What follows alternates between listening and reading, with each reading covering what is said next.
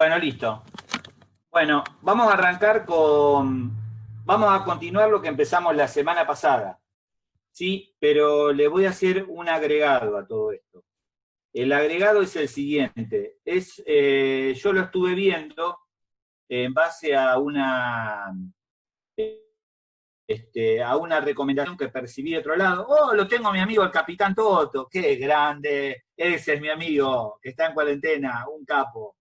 Eh, eh, Les quería decir, vi algo que me pareció interesante y lo quiero compartir con ustedes. Después lo voy a publicar por todas las vías que pueda, que está vinculada. Muchos son bomberos y esto me parece que está piola para que lo tengan presente, que lo voy a compartir ahora. Entonces, este detalle es muy armado, porque esto lo armé ayer, hacía las apuradas, que lo voy a compartir en una reunión que voy a tener con unos peruanos y una cosa así. Presta atención, Juan Pablo. Sí, mi vida, ahí están dando un poco mejor. Bueno, y ahí entré de vuelta. Bueno, esto es solamente una actualización, no tiene nada que ver con lo que estábamos haciendo, pero se los quiero compartir, que es de el coronavirus y los incendios. Estuve leyendo un artículo de algo que está pasando, que ha pasado en otros países y que nosotros creo que no le hemos prestado la atención necesaria. Y es lo siguiente, parece que no, pero este es el análisis de la situación. En la gran mayoría de los partidos nuestros, en San Martín, en San Isidro, en Esteban Echeverría, y en muchos lugares se han adaptado gimnasios,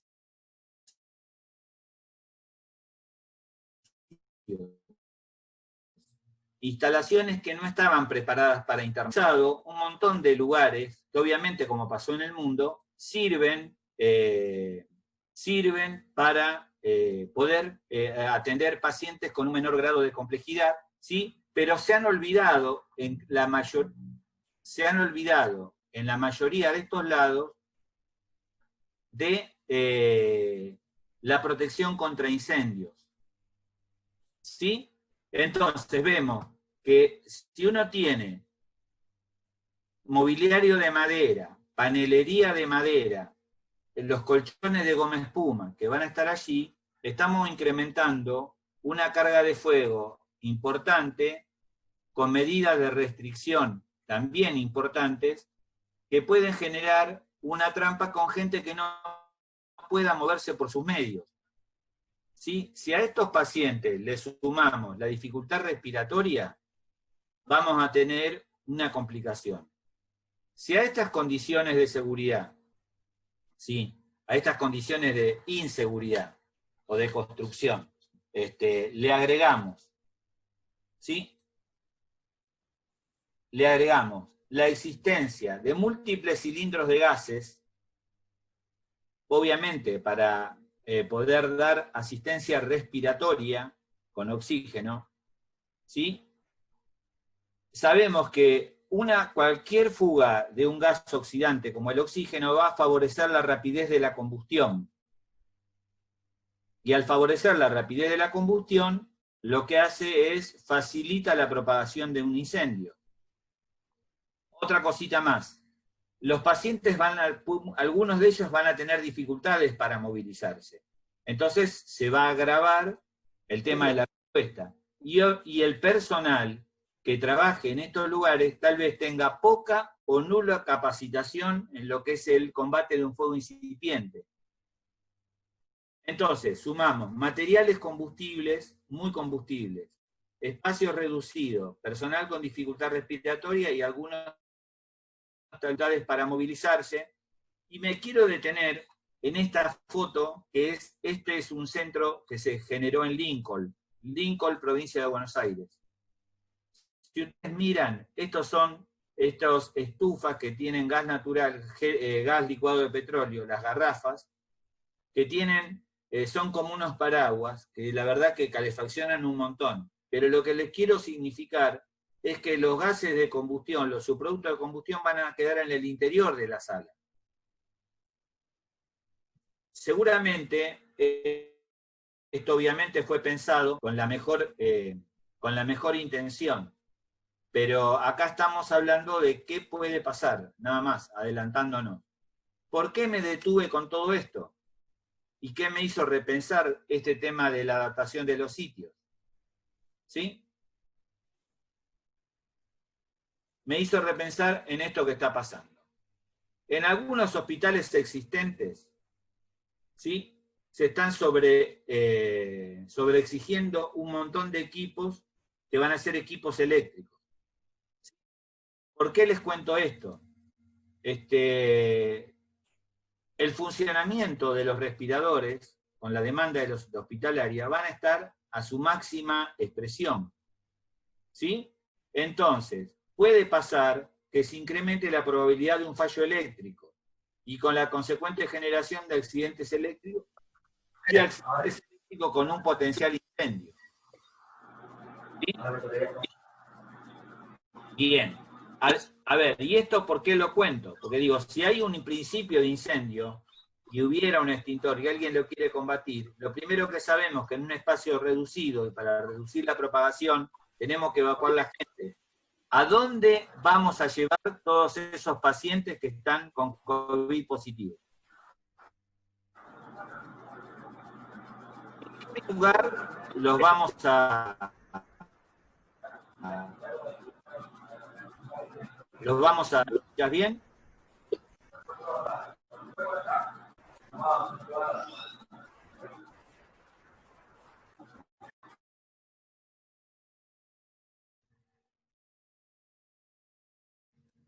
A ver, esto que yo les estoy comentando aquí, ¿sí?,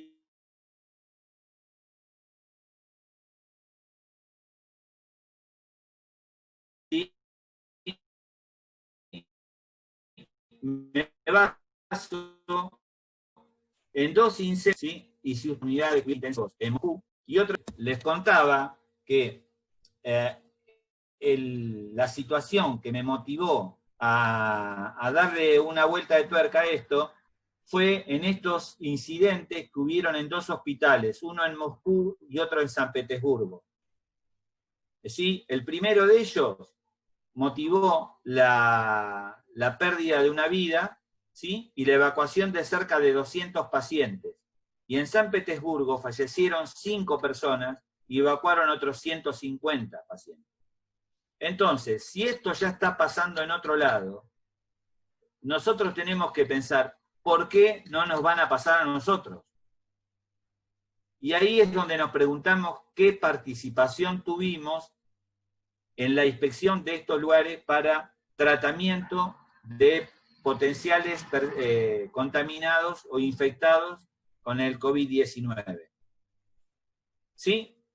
Entonces, ¿qué fue lo que se investigó? Las causas que investigaron los bomberos en Rusia fueron que tuvieron accidentes eléctricos en los ventiladores. Accidentes eléctricos en los ventiladores que están trabajando al límite. Esto pasa en Rusia. Esto está pasando en Rusia. Y nosotros nos tenemos que adelantar a esta situación. Y miren lo que dicen. La agencia de noticias Reuters dice, hace un tiempo publicó un artículo donde decía que había gran cantidad de ventiladores, que eran abundantes, pero que eran viejos y que a veces funcionaban deficitariamente. ¿Sí? Bien. Espero haber sido, que les sirva esto, como este dato, que me parece que en todos los municipios se están estableciendo estos lugares para alojamiento de víctimas, ¿sí?, de potenciales contagiados con el COVID. ¿Sí? ¿Se escuchó, Ricardo? ¿Todo bien, Ricardo Wally? Bien, perfecto, excelente, excelente. Bueno, Listo, ya vamos con lo nuestro. Entonces, quería compartir esto, porque después les voy a hacer público, pero que ya que los tengo a ustedes, les quería comentar, me parece que está bueno poder compartir. Bueno, esto es interesante porque se conjugan varios elementos, ¿sí? El tema de la gran cantidad de gente, la dificultad para movilizarse, la dificultad.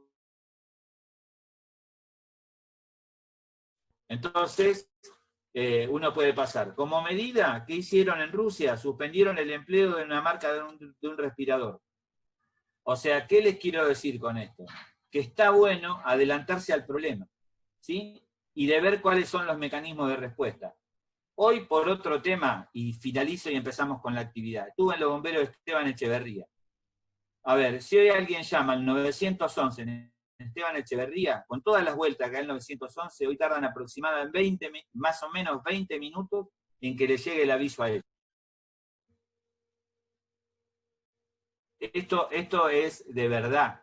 Entonces, con esta es la realidad que nos manejamos. Listo, entonces, esto era, siempre digo lo mismo, conozcan el número directo del cuartel en el que ustedes pertenecen, que es la manera más efectiva para comunicarse. Bueno, listo, vayamos a lo nuestro. Francisco, un gusto verte, Francisco Acrap. Bueno, listo, ahora sí vamos con lo del otro día. Y de alguna manera, Ale, estoy en el teléfono y veo el WhatsApp, y así ya empezamos. Bueno, a ver. El hecho de Coahuila, estuvimos hablando, acá esta actividad se llama Operaciones y Equipos. Para que tengo que compartir la pantalla, parezco un improvisado que recién empieza. Vamos a compartir la pantalla, vamos a optimizar el video. Bien. La semana pasada habíamos hablado hasta acá, que esto ya lo habíamos pasado, no voy a volver sobre este tema, que habíamos visto el tema de lo que había pasado en Coahuila al momento de que hubiera un incendio seguido de una explosión. ¿Sí?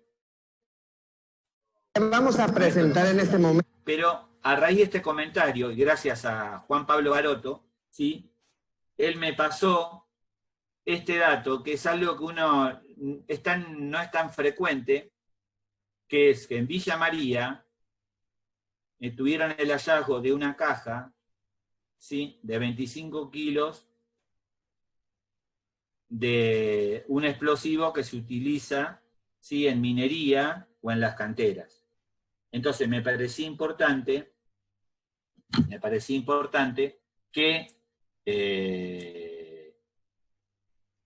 se los comentara, porque no es tan loco esto de lo que uno está hablando. Y lo importante de al momento de tener que acercarnos, porque fuimos convocados por este evento, de si no tenemos handys antiexplosivos, de ir sin handy, de ir sin teléfono, de ir sin equipos que puedan generar chispas. Por supuesto que los altos explosivos necesitan otras cuestiones más, pero nosotros estamos hablando de ser seguros. Por eso el tema de perimetrar todo, y no tenemos que esperar a que nos pase una explosión. Entonces, bueno, esto me lo hizo llegar Juan Pablo, le agradezco. Juan Pablo es este muchacho que es bombero de Córdoba, ¿sí?, que es nuestro spot de Villa María, y bueno, lo quería compartir con todos ustedes. Bien. Entonces, habíamos visto hasta lo de la clase 1, y ahora ya íbamos a hablar de los peligros de la clase 2, que esto no habíamos hablado, me parece, algo habíamos hablado, que era el tema de los gases, sí, que esto ya lo habíamos hablado, de la clase 2, y que hablábamos que los gases licuados tienen una fase líquida y una fase gaseosa. Y que al momento de hacer una transferencia, este es un camión que volcó en el mes de mayo, en la provincia de Buenos Aires, en General Rodríguez, ¿sí?, en donde al momento de volcar, se tienen que hacer las conexiones tanto para la manguera de líquido como para la manguera de la fase gaseosa, para poder ecualizar la fase gaseosa y poder transferir el líquido hacia un recipiente o hacia otro contenedor que esté vacío y que pueda recibir la carga. Hablamos de los gases, que pueden estar en forma gaseosa totalmente, como un gas licuado, parcialmente líquido y parte gas, o que pueden estar refrigerados a muy baja temperatura o disueltos bajo presión. Entonces, algo interesante, todos los gases licuados, un dato de interés, es lo que se denomina tasa de expansión. Eso es, la tasa de expansión, es el volumen que va a tener el producto en su pasaje de líquido a vapor. ¿Sí? Todos los bomberos sabemos que una gota de agua, cuando pasa de líquido a vapor, se expande 1700 veces en esa toma de temperatura. Bueno, un gas licuado, cuando pasa de líquido a vapor, solamente per se, sin que existiera una energía que lo activara, se va a expandir. ¿Cuántas veces? Por ejemplo, en el caso del cloro, 450 veces. En el caso del oxígeno, 860, y en el caso del gas licuado, 275. Vamos al caso de los gases refrigerados, que en este caso generalmente hablamos de los gases, bien, ya está. De los gases como los gases del aire, el nitrógeno, el argón, el oxígeno. Y los gases disueltos a presión, que hablé el ejemplo del caso del etileno, que producen las bananas en su maduración, y que en los maduraderos de banana, ¿sí?, se compran las bananas al exterior, se compran crudas y se maduran en maduraderos, sometiéndolos a sucesivos procesos de inyección de etileno. Y esto puede generar un alto riesgo porque es un gas, ¿sí?, que está disuelto, ¿sí?, es un gas disuelto en otro gas. El etileno se disuelve en nitrógeno, es accesible. Bueno, y entre las fugas de gas, algo que les comentaba antes, y se lo comenté, lo vimos en el video, que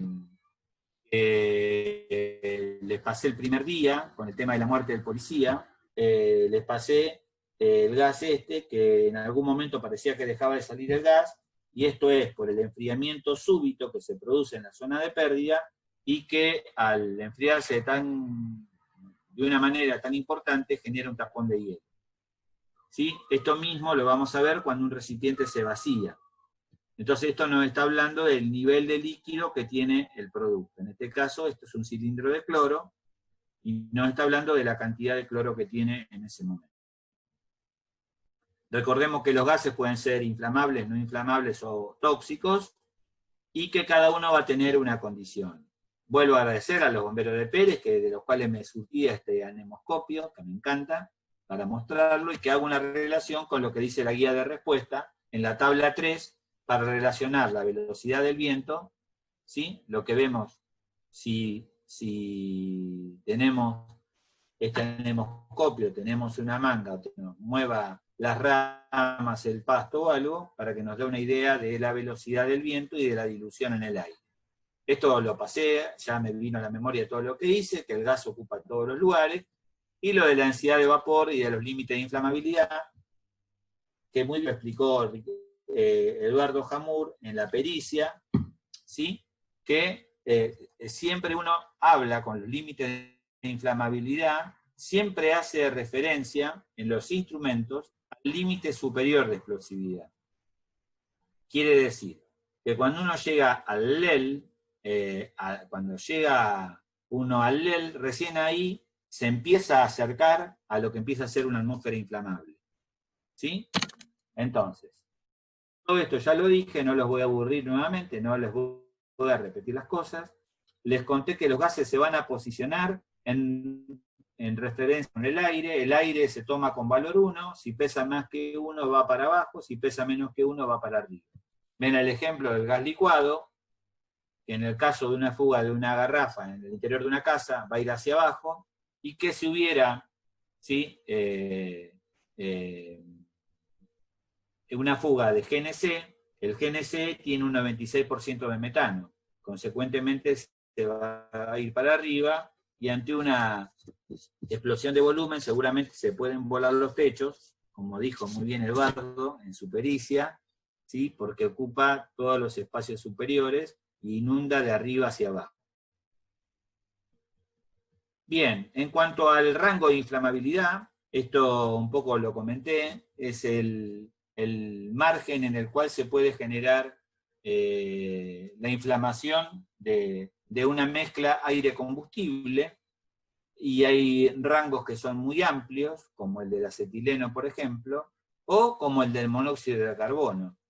La coloración que tienen en rojo y en blanco es que estos son inflamables, los rojos, y que este, además de ser inflamable, es tóxico, y que este, además de ser tóxico, también es inflamable.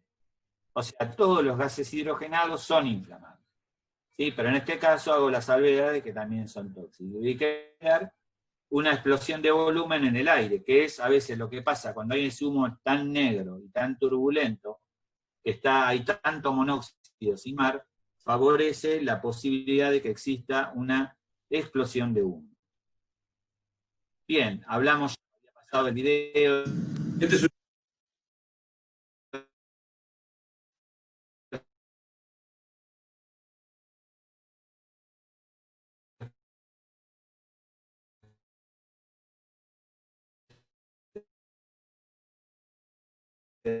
hemos hablado de esto, de los gases inflamables, ya estaba en eso.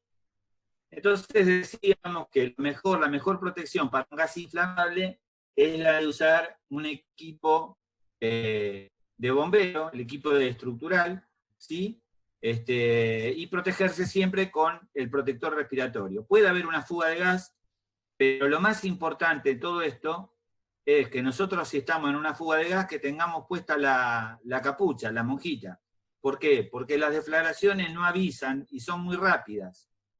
Entonces, uno puede estar consumiendo aire. Si uno en ese momento no consume aire, es una chance muy alta de una quemadura del tracto respiratorio superior, que es complicado. Y si además no está usando la monja, seguramente se le queman las orejas y se quema el pelo. ¿Sí? Entonces, me parece que esto hay que insistir para que todo el mundo salga correctamente equipado. Les paso el chivo de los bomberos de Pérez, en donde todos los bomberos, para poder subirse arriba de la dotación, tienen que cumplimentar normas básicas de equiparse. A ver, tal vez no todos podamos hacer esto, pero sí todos podemos tomar la conciencia de ponernos bien la monja, de cerrarnos bien el traje y de usar guantes. Tenemos menos chance de lastimar. Hasta acá habíamos llegado el otro día, y miren qué tarde que es. Bueno, ojo que hablé lo de los incendios de los lugares nuevos. Vamos a hablar de esto de los gases no inflamables. Los gases no tóxicos, no inflamables, no quiere decir que sean tan inocuos, sino quiere decir que van a desplazar de alguna manera el oxígeno, y mucho más en los lugares o en los recintos que son cerrados. ¿Sí? Entonces, en primera instancia, este gas frío va a ocupar las partes bajas y luego se va a ir difundiendo en todo el lugar. Lo que va a generar es una atmósfera pobre de oxígeno. Tenemos como límite ocupacional, ¿sí? Los que hacen higiene y seguridad, trabajar en una atmósfera hasta 19,5% de oxígeno. ¿Sí? Porque ya a partir de ahí para abajo empieza a ser medio complicado para la viabilidad del ser humano.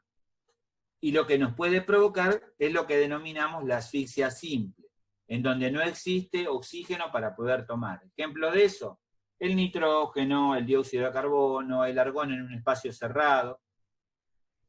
Y solamente con un equipo de respiración, ya con eso satisface nuestro requisito más grave, que es el de poder respirar en un ambiente irrespirable.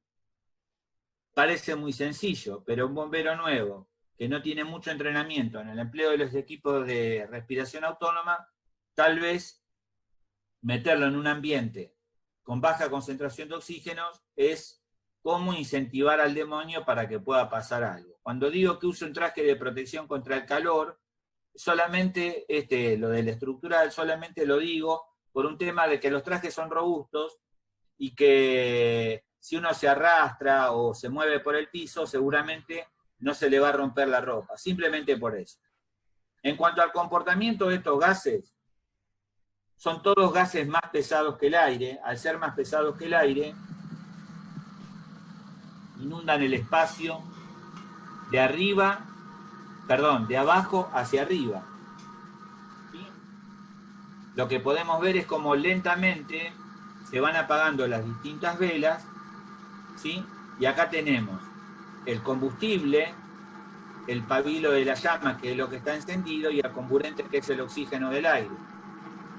¿Qué ha pasado? Lentamente se ha ido desplazando el oxígeno en el lugar cerrado. ¿Sí? Ahora bien, este ambiente, este lugar, uno lo ve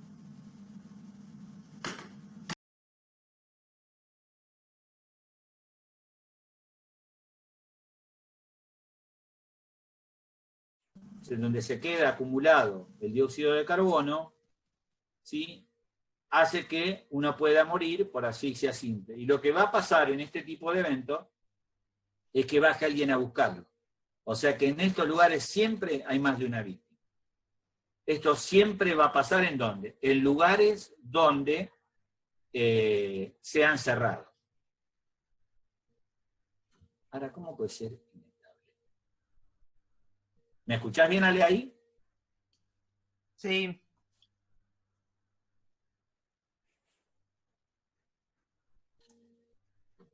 Ale, ¿me escuchás ahí? Nelo, ¿alguien me escucha? Sí, te escuchamos. Sí, Daniel, te escuchamos bien.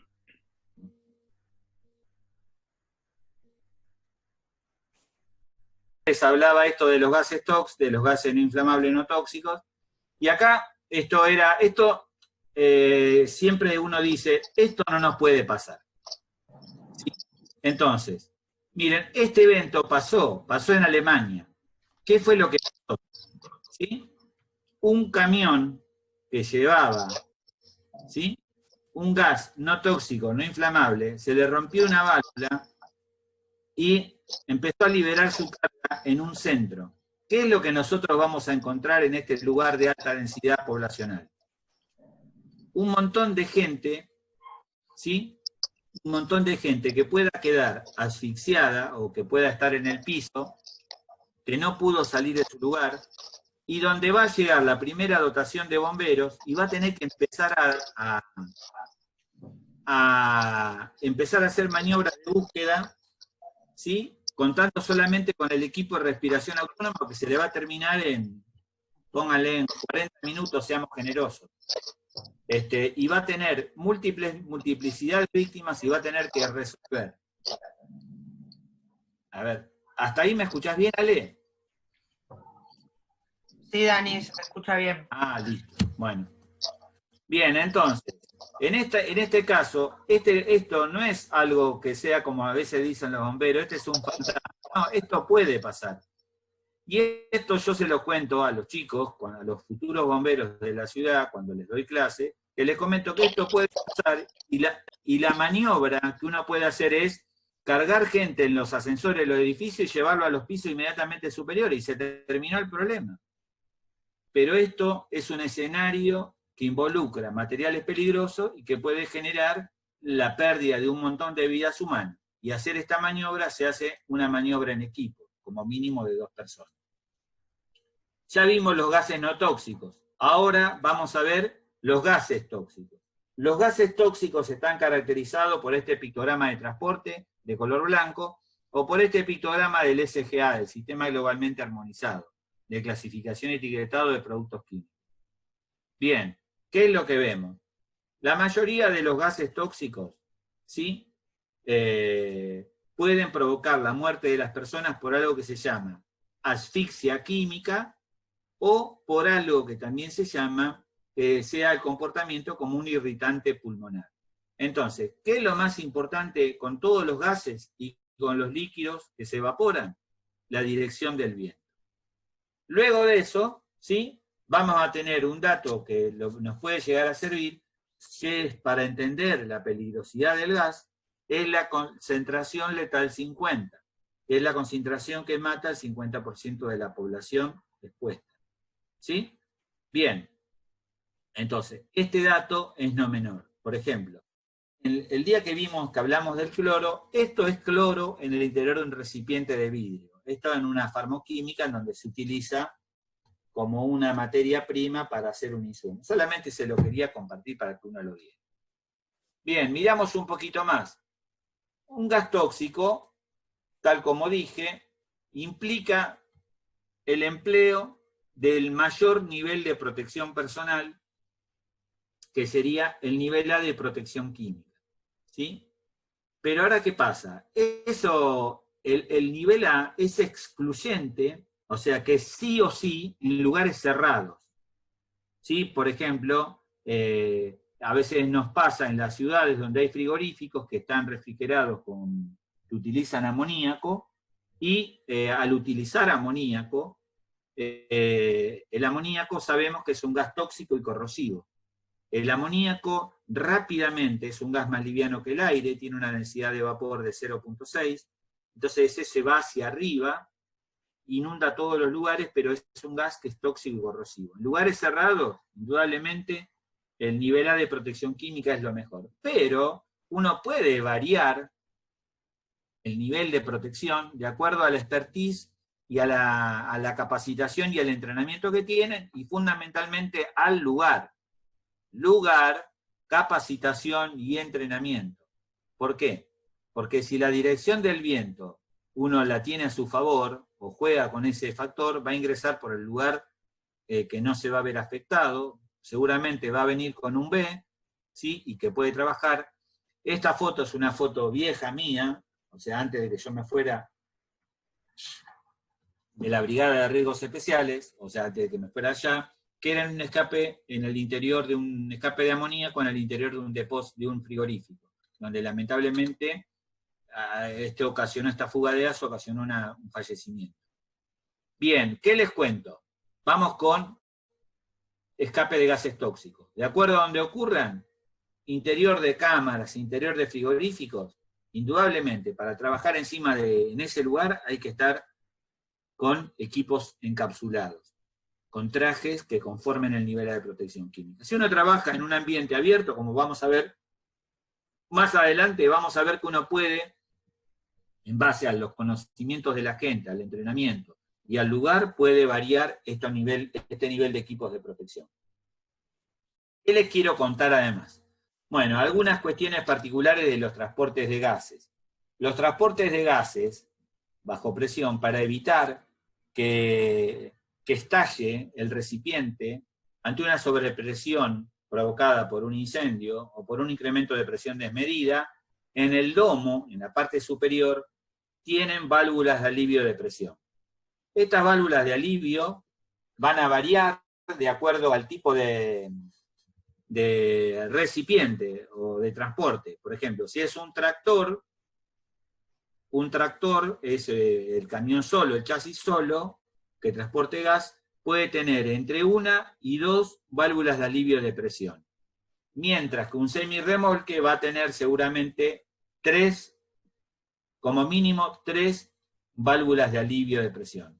Acá vemos que están tapadas para evitar que se acumule agua en el interior. Y acá, ¿qué pasa? Cuando hay una sobrepresión, la tapa vuela, se cae hacia un lado y libera la presión interna. ¿Sí? La idea del funcionamiento de estas válvulas es evitar, en el caso de las fugas de gases inflamables, ¿sí?, que se produzca una bleve, que lo veremos más adelante. La gran mayoría que son bomberos saben de qué estamos hablando, pero como le hablamos a nuestro amigo, nuestro doctor dermatólogo, especialista, entonces vamos a contarle a él también de qué se trata. Cuando hablamos de las válvulas de seguridad, todas estas válvulas de seguridad son del tipo resorte. ¿Qué es una válvula de resorte? Es esto, es un gran resorte, ¿sí?, que está tarado, ¿sí?, para que este resorte libere esta válvula y pueda escapar por allí el gas, ¿sí?, a una presión, cuando sea una presión de 17,5 kilos. ¿Sí? Este es un transporte que tiene sus 3 válvulas de alivio de presión en la parte trasera. Es un transporte, ese tanque es un camión 0 kilómetros. Cual le agradezco al Expreso Ruta 12, que con los que voy a hacer un video de transferencia de gases licuados. ¿Sí?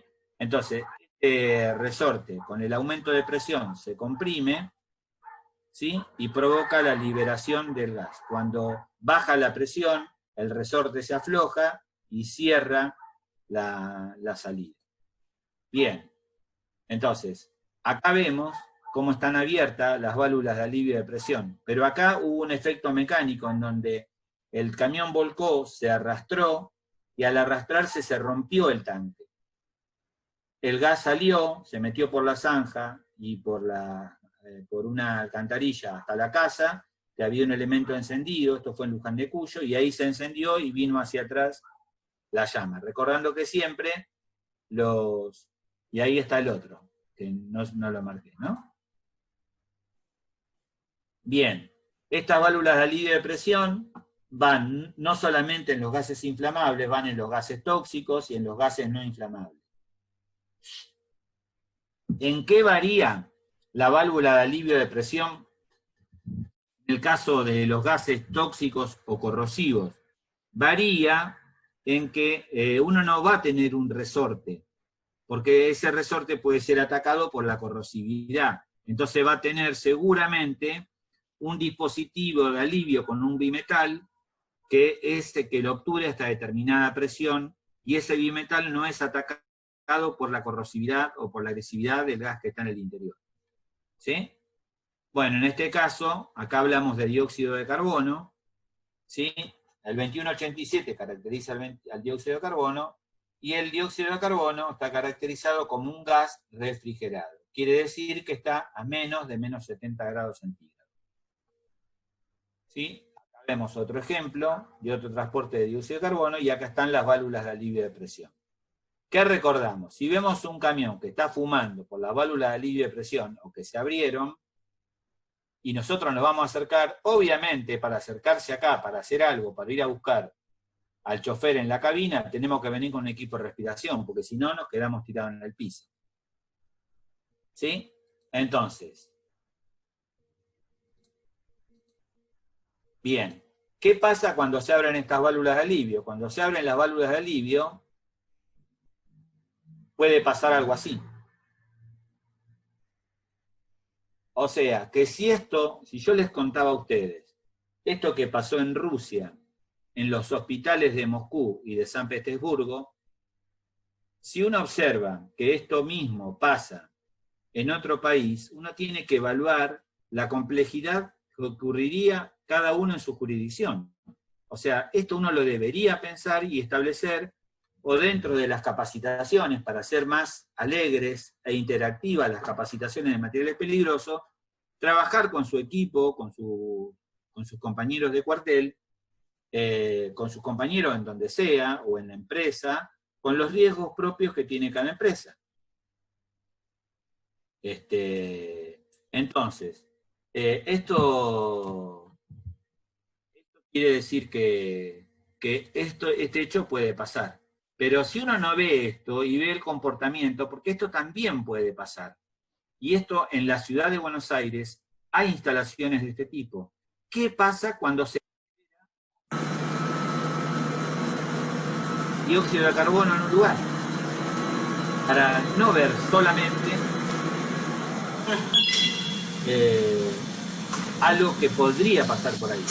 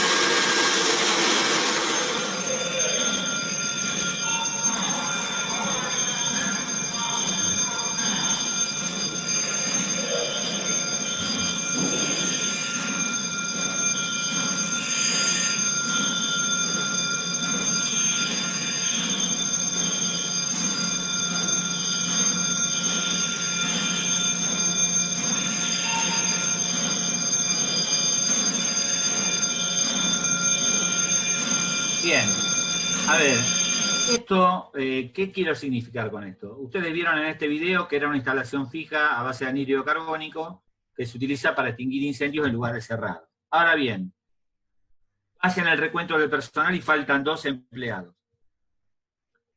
Cualquiera de los que está escuchando esto se va a preguntar, ¿y quién los va a ir a buscar? Si como mínimo, ¿cómo hay que entrar ahí? Como mínimo hay que entrar en un equipo de 2 personas, como mínimo, y tener un equipo de respaldo. Seguramente van a convocar los bomberos. Y ahí es donde a todos los que reniegan de los materiales peligrosos, que es aburrido y todo esto, es como para comentarle, bueno, ¿y acá qué hacemos? Acá hay que ponerse el equipo autónomo, tener muy claro cómo se emplea, tener una idea, tener una línea de vida para poder llegar y una estrategia para buscar a la persona y no perdernos en el intento. ¿Qué les quiero significar? Si hay instalaciones de este tipo, si yo tengo gases tóxicos, si yo tengo gases que sean no tóxicos y que estén en lugares cerrados, esto puede pasar. ¿Sí? Les hablaba de las liberaciones. Otra manera, entonces, a ver, les mostré las válvulas de alivio de presión y lo que puede generar una falla con una pérdida de un gas no tóxico no inflamable. Este gas, dióxido de carbono, es no tóxico no inflamable. ¿Cómo operan las válvulas de otros gases que son corrosivos? En este caso, ¿sí? Cuentan con un dispositivo protegido, que es el que alivia la presión, y en este caso, en el de un contenedor de 22 toneladas, que esa válvula de cloro opera a 15,8 kilos. Estas se prueban anualmente, y acá tienen, en esta chapita, tienen la tara para la cual está aprobado ese tipo de válvula. Bien. Un poquito más.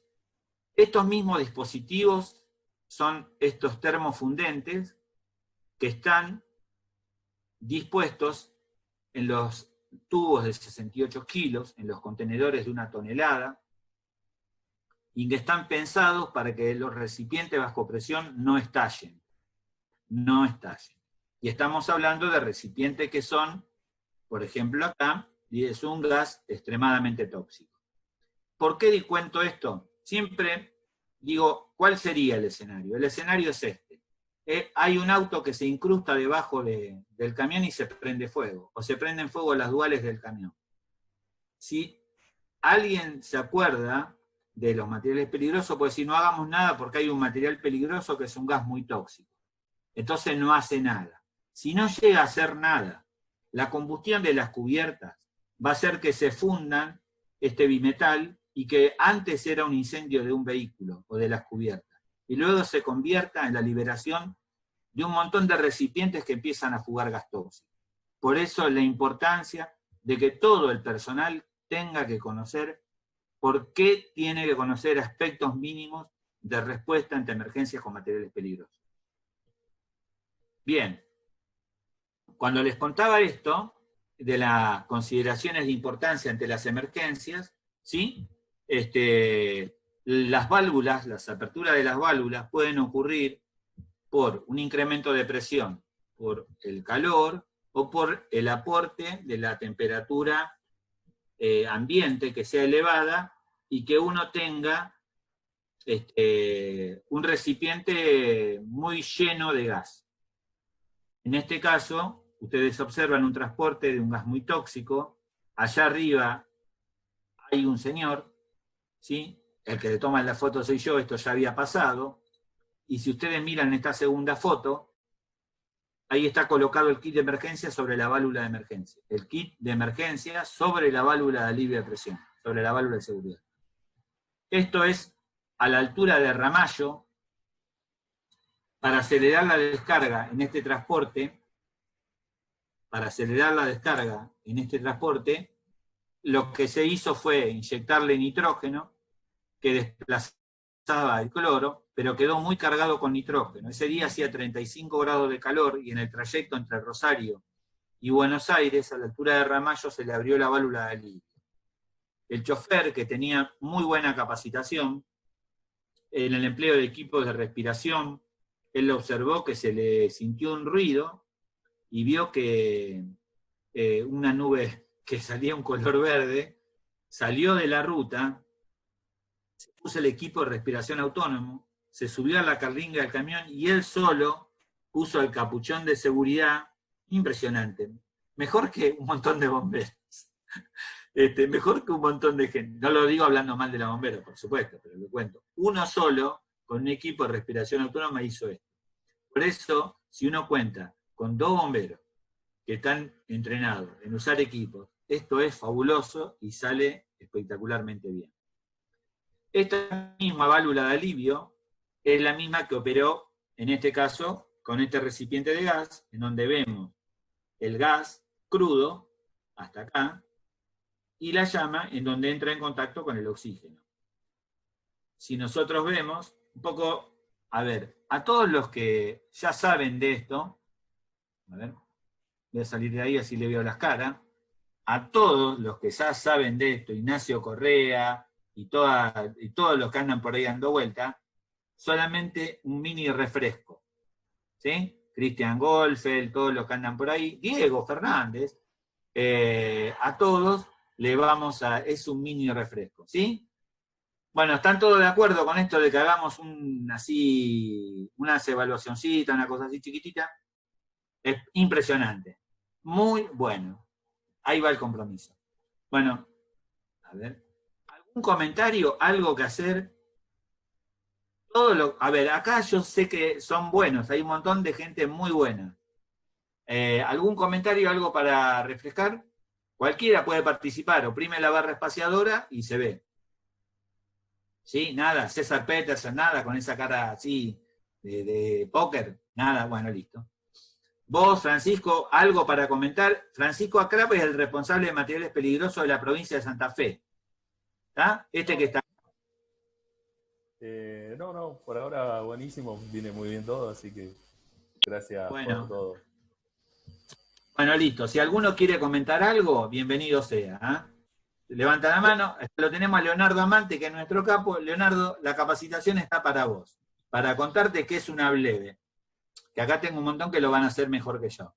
Hola, Cristian Goldfeld. Sí, Cristian, ¿Cómo estás? Una pregunta, Daniel. Cuando el camión está volcado, esas válvulas que son para alivio de presión de gas, ¿cómo funcionan con el líquido? Capo. A ver, eso es una muy buena pregunta, como diría cualquiera que me haga. Excelente su pregunta. A ver, las válvulas están pensadas para que el camión opere en la posición normal. ¿Sí? ¿Qué pasa? Acá vos pensás que la presión es más grave cuando el camión está volcado. ¿Por qué? Porque vos ponete a pensar esto. Si hubiera un incendio, y el camión volcado, ¿sí? ¿Qué es lo que va a pasar? Va a haber un incremento de presión, ¿sí? Y cuando salga, va a salir la fase líquida. O sea, ¿qué quiere decir esto? Que se te va a agrandar la llama de una manera tan gigante. ¿Por qué? Porque se expande 275 veces la gotita del líquido que te abre la presión. No sé si me explico. Es como, vamos a hacer un ejemplo. ¿Viste cuando vos se te quema una garrafa? Vos agarrás una garrafa, la abrís por la válvula cuando está parada. ¿Sí? La abrís por la válvula. Esto se ve que se quema, que sale la llama y se quema. Bueno, hacé al revés ahora. Da vuelta la garrafa, invertila y prendela a fuego. Y vas a ver que el volumen y la magnitud de la llama es muy, pero muy diferente. Es una cosa de loco esto que yo te digo. No lo hagan en compañía si no es en compañía de un adulto. A ver, lo que te digo es por la tasa de expansión, Cristian. O sea, se expande de 1 a 275. Entonces tenés una bola de fuego, un dardo de fuego gigante. ¿Por qué? Por la expansión de 1 a 275. Y vos me decís, che, pero ¿va a funcionar igual? Lo que funciona es con la diferencia de presión, Cristian. ¿Sí? O sea, si vos lo tenés en la fase líquida, presiona para abajo. O sea, es al revés, comprime el líquido para que salga. Es como que vos tuvieras un sifón y le metieras muchísimo dióxido de carbono. No sé, un ejemplo, digo. O el sifón cerrado y lo vuelve a apretar. ¿Claro? Perfecto, clarísimo. Cualquiera de los que está acá, ¿quiere comentar algo? ¿Les parece que es inadecuada esta explicación? ¿Están de acuerdo? Nacho Correa, veo con tu cara. Bien, listo. Fenómeno. Todo perfecto, Daniel, como siempre. Bueno, listo. Ricardo Wally, ¿algo para acotar? No, perfecto. Acá Bueno, Pesista dice que le mande la dirección para entrar. Bueno, decirle que es un nabo, Pesisa. Bueno, dale. Listo. Dale. Pasale vos la dirección. Listo. Sigamos compartiendo. Bueno, a ver. Estábamos acá. Bueno, entonces hablamos esto de la bleve. Entre los bomberos, el término bleve, ¿sí? Significa tal, es un acrónimo, y ese acrónimo indica la explosión de los vapores en expansión de líquidos, ¿sí? En ebullición. Básicamente, esto le sucede a los gases licuados y a algunos líquidos que están en recipientes cerrados con una cámara de vapor, que en condiciones normales de temperatura y presión, ¿sí? Están parte líquido y parte gas. Cuando se rompen los recipientes, abruptamente, por una falla en la parte líquida, como estos tienen una expansión, la bola de, o sea, el volumen que va a alcanzar, ese gas que se está expandiendo, va a ser mucho mayor que si fuera una salida de la fase gaseosa. Vamos resumiéndolo. ¿Sí? Si esto pasa, si abre una válvula de alivio, o sea, imaginémonos que un recipiente, que un camión que lleva dióxido de carbono choca y en el choque se le fractura el tanque, rápidamente el dióxido de carbono que está licuado, rápidamente va a pasar de líquido a vapor y va a ser una nube blanca gigantesca que va a asfixiar a todo lo que esté en la cercanía. ¿Sí? Si esto pasara, ¿sí? Con gases como el cloro, por ejemplo licuado, que un recipiente colapse y saliera por la fase líquida, lo que va a provocar es la irritación pulmonar y las consecuentes muertes, en última instancia, por un paro cardiorrespiratorio a consecuencia de un edema agudo de pulmón. ¿Sí? Entonces, bien. Generalmente si uno viera, este es un ejemplo de la chanchita de gas, ¿sí? Estas que están en el campo, en aquellos que tienen grandes consumos o un consumo más, vemos que tiene una válvula de alivio en la parte superior, una fase gaseosa y una fase líquida. Si hubiera una llama que incide en la parte inferior, rápidamente se va a calentar todo el líquido y va a empezar a evaporar internamente, incrementando la presión de la capa superior gaseosa. Al calentarse, parte líquida pasa a vapor, incrementa la presión. El nivel va a ir disminuyendo, y al disminuir el nivel, tengo mayor presión, porque hay mayor pasaje de líquido a vapor, y aumento la presión. Como es una válvula de resorte, se abre el resorte, y se provoca la salida de un gas. Como ese gas, en este caso, es inflamable, se va a encender si hubiera una llama. ¿Dónde se va a encender? Donde la mezcla se transforma en ideal entre combustible, comburente, y la fuente de ignición, porque esto ya estaba encendido. Ahora, cuando el nivel del líquido ya bajó de tal manera que la llama incidente localizada afecta a la estructura, el vapor o el gas va a difundir la energía con una mayor velocidad. Entonces va a hacer que se concentre el daño en las paredes estructurales del recipiente. Si eso llega a pasar, ¿qué es lo que va a ocurrir? Una falla catastrófica en donde el contenido residual de gas, ¿sí?, salga al exterior, se encuentre con la presión atmosférica, esté por debajo del punto de ebullición y todo pase en un momento, en un instante, de líquido a vapor. Y va a generar la explosión de vapores en expansión de líquidos por encima del punto de ebullición, la bleve. Si ustedes ven este gráfico, Acá vemos cómo se fue abriendo la válvula de alivio de presión, cómo se fue abriendo sucesivas veces hasta bajar el nivel de líquido hasta que llega el estallido. Bien, entonces, convengamos que la bleve, si está Eduardo Jamur, la bleve no deja de ser un fenómeno físico. Un fenómeno físico. Físico, o sea, porque provoca el estallido, perdón. El estallido es el fenómeno físico, provocado por la expansión de los vapores por encima del punto de ebullición. ¿Sí? O sea, el estallido es el resultado, es el fenómeno físico. ¿Por qué uno dice que el resultado es un fenómeno físico? Porque la resistencia estructural del recipiente fue vencida por la presión interna. Si uno juntara todos los pedacitos del recipiente, podría armar este rompecabezas de un camión, del tanque. ¿Sí? Entonces, este proceso puede llegar a generar, ¿sí?, la ruptura de recipientes que sean muy robustos, como estos que ven acá. ¿Sí? Y que puedan viajar a grandes distancias. Si nosotros pusiéramos a ver, podríamos mirar, ¿sí? A ver, ¿qué les parece esto? A ver si se explica más o menos.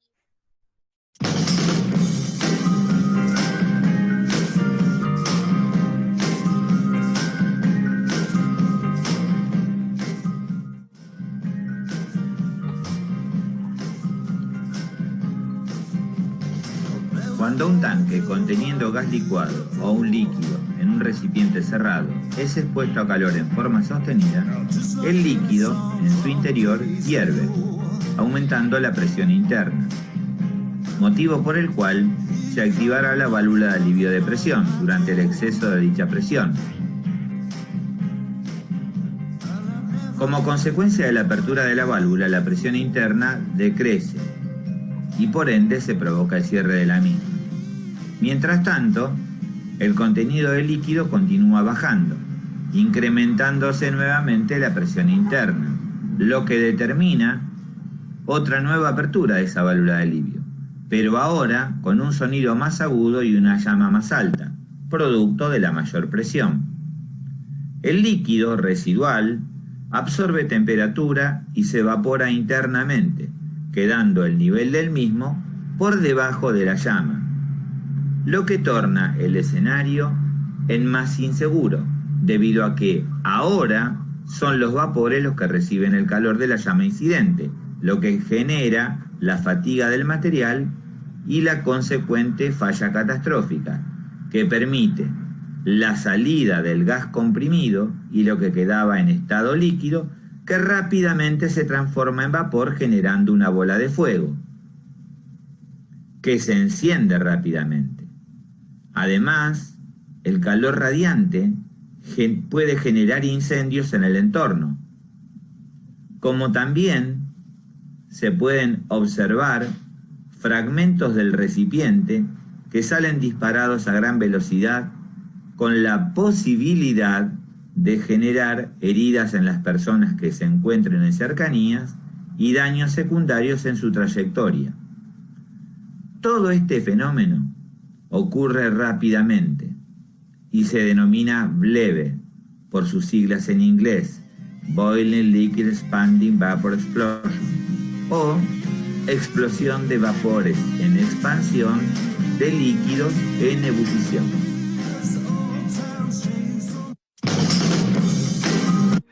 Bueno, me parece que fue la explicación interesante. Llevado a la realidad, esto no deja de ser algo así como esto que ven acá, esto es un hecho real, pero esto para que uno tenga, siempre que dimensione lo que significa ese dardo de fuego, que está hablando de un transporte que se le abrió la válvula de alivio de presión.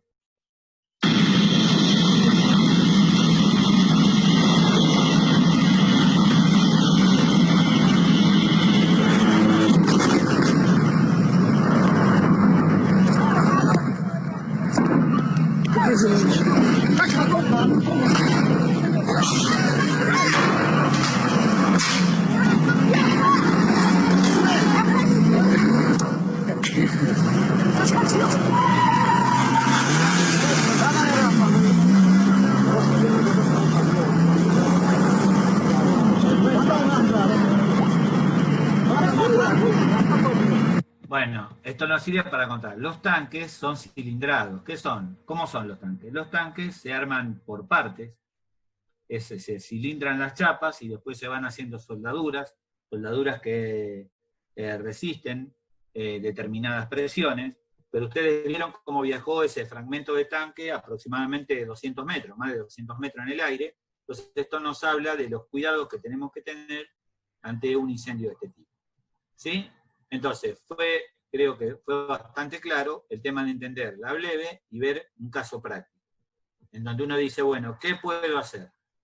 ¿Y qué se puede hacer y con qué recursos cuento?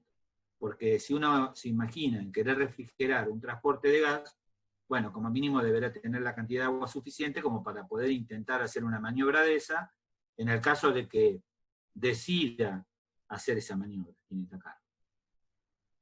Me olvidaba de contar que además hay otro tipo de gases, que son los gases refrigerados a muy baja temperatura, que son los gases del aire, ¿sí?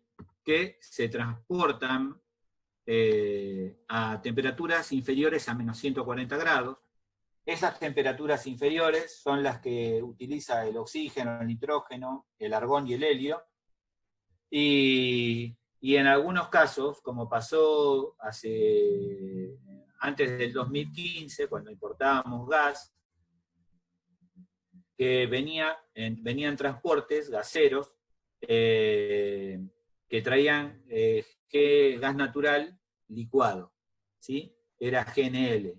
Entonces, en las cercanías de los puertos se colocaban estaciones gasificadoras para que ese gas que pasaba líquido pueda pasar a la red, ¿sí? Como gas natural. Y obviamente, en el caso de los criogénicos, la peligrosidad que tiene redunda en la muy baja temperatura y en la alta tasa de expansión. ¿Eso qué quiere decir? A ver, los gases se los denomina también los gases del aire. Estos gases se toman del aire, existen en la atmósfera, ¿sí? Y se hace un proceso en el cual se eliminan impurezas, se realizan etapas de compresión y se enfrían los gases para luego en una separación por plato se pueden separar esos gases que luego van a ser acumulados en estado líquido, o sea, como un gas licuado, a muy baja temperatura, en un recipiente bajo presión. ¿Sí? Entonces, ¿qué es lo importante de esto? ¿Qué es lo importante de esto? Entender este tema. Este recipiente que aloja gases que sean criogénicos, tienen esta particularidad. En la camisa, entre la camisa interna y externa, se practica vacío, y entre la camisa externa e interna se coloca un aislante mineral que se llama perlita, que tiene agua atrapada, y que impide la transmisión del calor por conducción. Acuérdense que esto tenía vacío. Esta tecnología es la que uno conoce como la de los recipientes Dewar. Y acá un poco hablamos de las temperaturas de los gases, ¿no? A menos 269, importante una temperatura, ¿eh? Acordamos siempre que, por esto es el tema de cuando uno está con estos gases refrigerados, el tema de utilizar como sobreguante exterior, por encima del guante del traje encapsulado, usar guantes para baja temperatura, porque el guante que tiene el traje va a provocar que se nos congelen los dedos, y una quemadura por frío se llama amputación, ¿sí? Y nadie tiene ganas de andar perdiendo los dedos.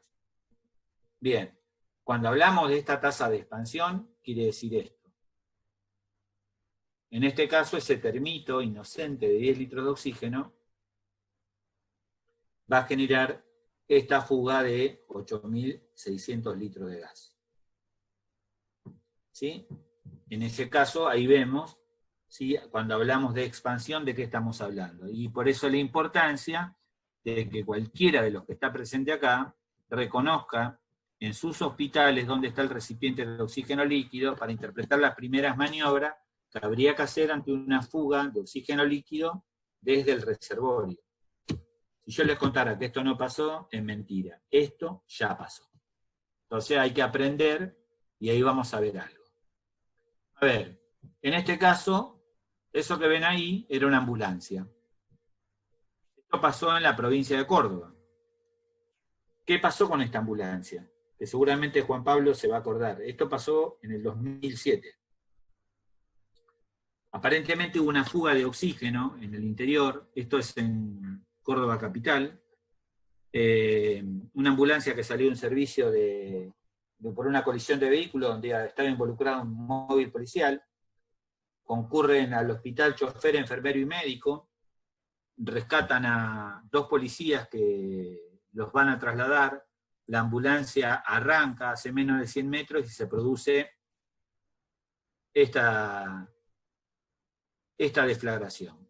¿Qué nos damos cuenta ahí? Que la concentración de oxígeno en el aire es determinante para calcular la velocidad de combustión. O sea, que teniendo un 21%, lo normal, 20.8 como que tenemos, la velocidad de combustión lo tomamos con un valor 1. Pero si hubiera, ¿sí?, un enriquecimiento en una atmósfera de un 23%, o sea, si dentro de la sala de cardiología o de la terapia hubiera una fuga de oxígeno y enriqueciera la mezcla con más del 21, llegando a un 23, la velocidad de combustión se duplica, aumenta el 50%.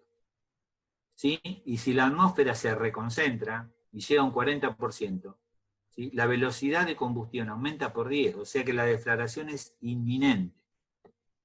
¿Sí? Esto que pasó así, nosotros lo podríamos ver de esta manera. Esto para enriquecer la capacitación de los bomberos que creen que no tienen que saber de esto. Entonces, esto que ven acá es una ambulancia que está... ¿sí? Hasta ahí una avería. Y eso es lo que pasó en ese lugar.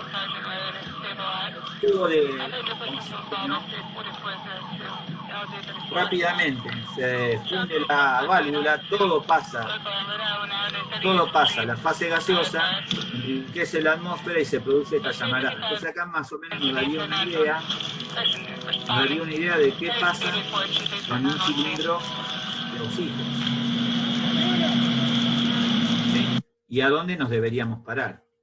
Pero bueno, uno podría decir, esto le pasa a los americanos porque esa ambulancia era americana. Bueno, miren, esto pasó en la ciudad de Buenos Aires. Este camión estaba intentando descargar oxígeno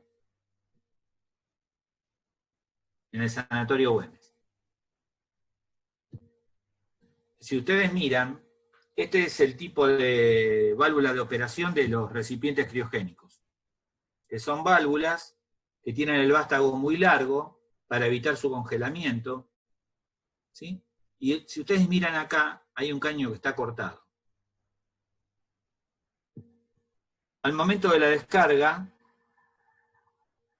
aparentemente, como uno se expresaría, hubo una rotura en el manifold de descarga, y esto posibilita que pase el oxígeno líquido que está dentro del termo a vapor.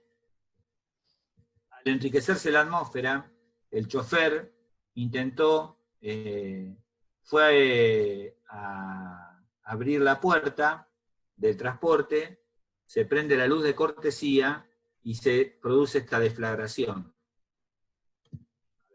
Podría dar la fecha de esto, seguramente alguno de los que está acá en la capacitación podría decirme la fecha, yo también la tengo ahí, pero no la pongo, entonces digo, bueno, esto puede pasar, y puede pasar en la descarga de un lugar. Justo en este lugar se da la opción de que el gas se confina. Está la opción de que el gas se mantiene confinado. Esto pasa en la ciudad de Buenos Aires, no pasa en Wisconsin. Bien.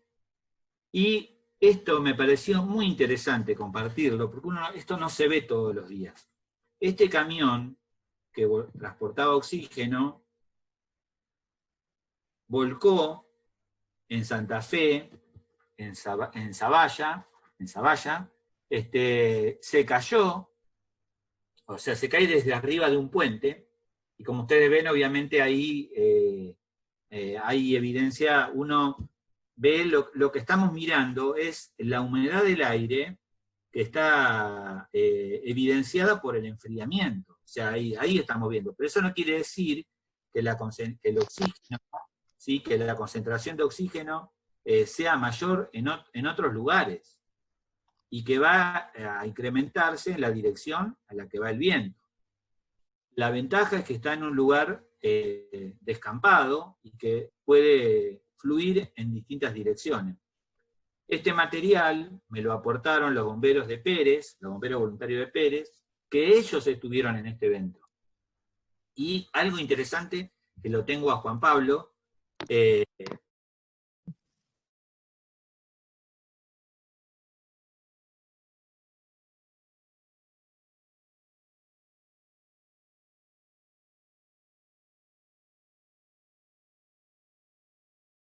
circulaba con el manifold de carga, o sea, ellos cuando descargan oxígeno líquido, cualquier nitrógeno, lo que fuera, lo que se hace, si ustedes miran, esto se congela porque no están aisladas las cañerías. Entonces, cuando uno termina la descarga, se cierran las válvulas y queda totalmente descargado en los conductos. Un transporte había sacado oxígeno líquido de un hospital y iba a entregar a otro, y se fue con el manifold de carga. Al no tener la aislación, se incrementó la presión y se cortó un caño, justo en la curvita, cuando uno viene de capital hacia provincia, en la curvita de la autopista, donde hay que ir a 60, pues si no te sacan una fotomulta, y ahí se rompió y el camionero frenó, y se hizo todo un bodoque de hielo. A las 10 de la noche, el camión estaba metido en una nube blanca. Una gran salida, espectacular, porque obviamente la única posibilidad que teníamos de hacer algo en ese evento era salir a ventear el resto de oxígeno. Pero en ese lado iba a generar, o sea, todo esto se lo cuento después de haber estado un rato en la escena, viendo cómo pasaba todo, cómo no nos mataba. Y lo importante de esto era entender que había que liberar presión, y no lo podíamos hacer ahí porque ahí justo queda la autopista encajonada. Entonces, la decisión que tomé, en ese caso era el jefe del servicio, fue que el camión saliera de la autopista, que pasara la estación de peaje, y a la altura de las canchas auxiliares de Vélez, abriera la válvula de alivio, y con eso venteáramos todo lo que teníamos en el manifold, y ahí se terminó el problema. Obviamente, lo que podíamos hacer era que respiren mejor los que estuvieran viviendo por la cancha de Vélez, y era al aire libre y que no iba a pasar otra cosa. Obviamente llamaba la atención. Bien. Bueno, sigo de largo con esto. El comportamiento de los gases va a ser bastante interesante. Me gustaron algunas cosas que dijo Juan Pablo, que yo no las referencié. El oxígeno es un gas oxidante, y siempre sabemos que con los gases oxidantes, cuando salen bajo presión, generan frotamiento intenso. Si uno tiene el guante sucio de grasa, ¿sí?, lo que va a generar va a ser una explosión, porque rápidamente toda esa masa combustible va a pasar a ser a transformarse en una mezcla que va a hacer una explosión. Por eso él decía, limpiamos todas las partes con grasas, el tren pasaba sucio con aceite. O sea, él referenciaba cómo podía ser el cóctel oxidante-combustible. En este caso, solamente muestro algunas maniobras, y él decía, usamos líneas para abatimiento de vapores. Y a veces uno lo puede hacer con un equipo de protección química, o si va a un salvamento, lo puede hacer tranquilamente con lo que tiene puesto. Pero fundamentalmente, el cerebro pensando y el equipo conectado y trabajando rápidamente, sabiendo que nos va a durar muy poco tiempo.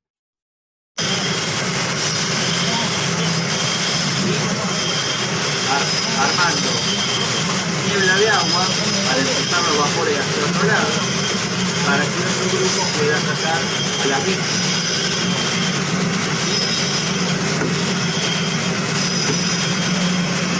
O acordarse, en este caso, esta es una transferencia de ácido clorhídrico, y esta vez el clorhídrico fuma con la humedad.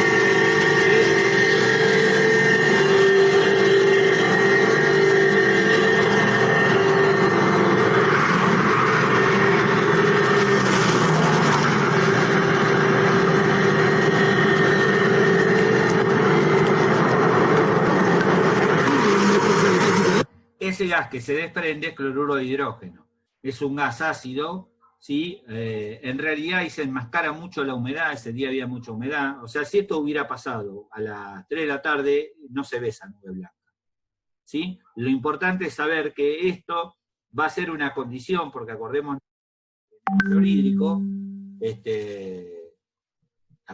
que en el clorhídrico, ¡ay, qué divino el Toto! En el clorhídrico, el gas que se desprende no deja de ser el cloro, que para ser clorhídrico ustedes saben que se usa cloro, ¿no? Entonces vemos que el gas sale de la solución. Y ahí estábamos transfiriendo en la cabina. Así que, y me acota Daniel Lorenzo, el Toto, mi amigo, que en esa intervención, que se ve que ha estado él, usamos una línea de agua para que no se congelara la cañería, que me había olvidado de eso. Bueno, fabuloso, Toto. Otra técnica que uno puede emplear con los gases es la de disolución en agua. Acá la usamos con una línea. Miren esto, el poder de disolución del agua y el tipo de gas. No todos los gases solubilizan de la misma manera en agua. Por ejemplo, este tubo es de cloruro de hidrógeno, como diríamos como el ácido clorhídrico gas. Miren.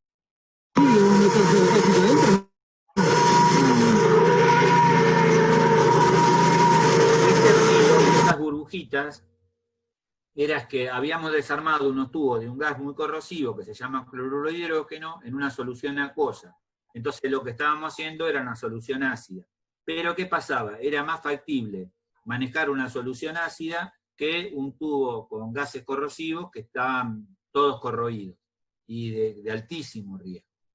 Otra estrategia que esto es parte de otra tarea, solamente algún ejemplo, solamente muestro el comportamiento de vapores, esto de ver vapores, ¿sí? Ay, perdón, ahí me pasé de largo, ¿sí? Esto era un escenario de una transferencia de ácido clorhídrico, ¿sí? Estamos en el peaje de Lima transfiriendo la carga de un camión de ácido clorhídrico que tuvo un incidente. Arriba están Guillermo y Diego, y lo que estamos haciendo con el tambor es que lavando los vapores para que no salgan al exterior. Ahí está Martín. Martín está a cargo de controlar el funcionamiento de los equipos de bombeo. Estamos introduciendo la carga por la válvula inferior del tanque.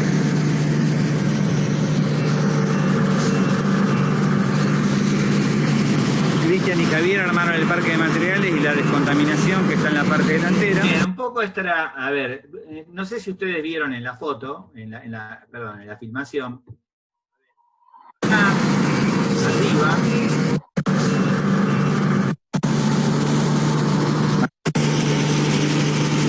arriba, está Guillermo. Arriba armamos con un tambor con agua, ¿sí?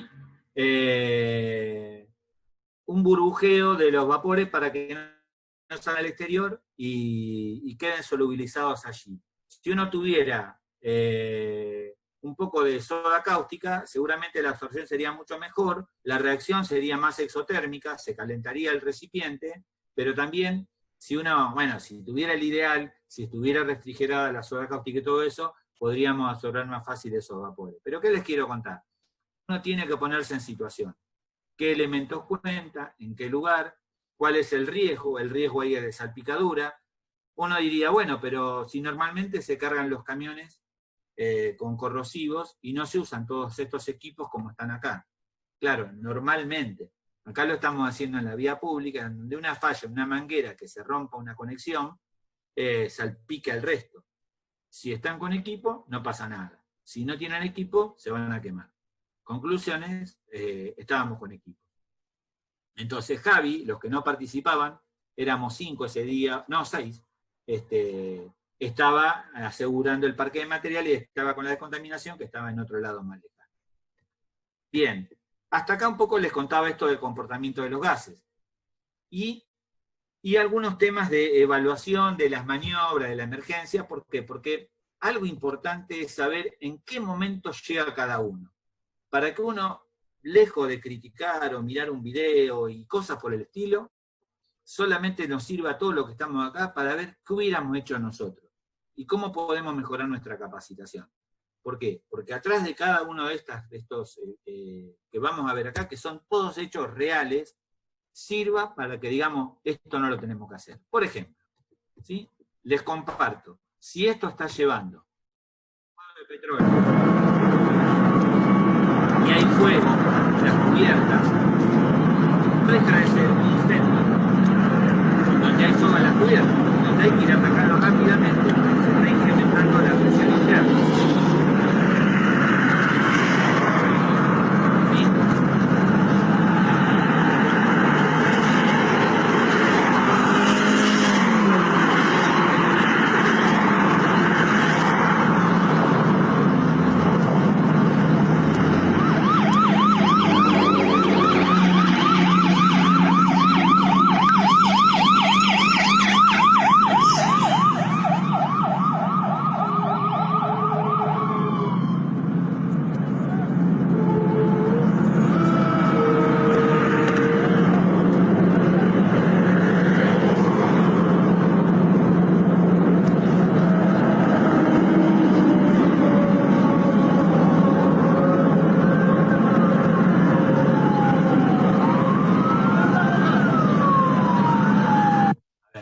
Cada uno observa y mira todo esto y se da cuenta de algunas cosas que pueden pasar y uno lo mira por otro costado. Por otro lado, se encuentra con situaciones como esta, ¿sí? Choca a la altura de Campana, una colisión entre dos camiones. Uy, la concha de la lora, es inflamable. La concha de la madre. Entonces, ese mismo que pasa era este evento, que solamente era para compartir. Quemando la cartina, y el viento empezó a soplar para ir contra el tanque. ¿Qué fue lo importante de ese incidente? La primera dotación llegó con 5 bomberos arriba.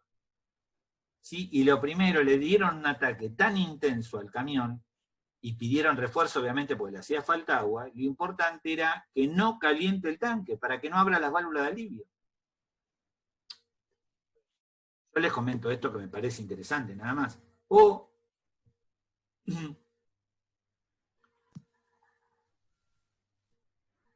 en este caso,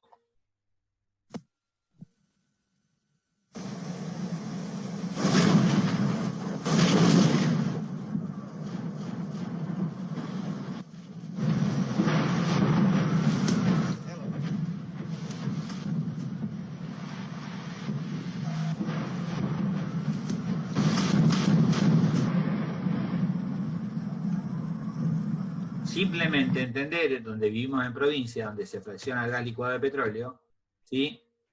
Entender que esto puede pasar y que algo interesante son maniobras para los que uno no está preparado.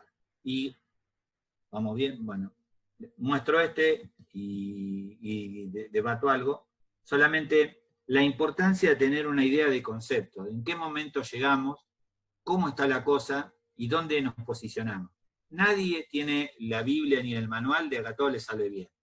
Sino, si uno analiza todas estas situaciones y todo lo que nos pasa a diario, y a eso le añade toda la reticencia de un montón de gente que entiende que los materiales peligrosos son harina, son tema de un grupo especializado y no de todo el cuartel, es ahí donde fallamos todos nosotros, porque esto es lo cotidiano y esto es lo que va a hacer que podamos tener algún accidente con nuestro personal. ¿Sí? Solamente entender que a veces hay que dejarlo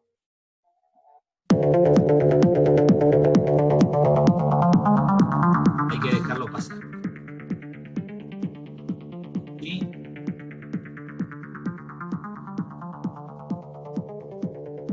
Este video me parece que es muy interesante para ver el tema del funcionamiento de la válvula de alivio de presión. Vamos a adelantar un poco, donde nosotros vemos una llama muy blanca,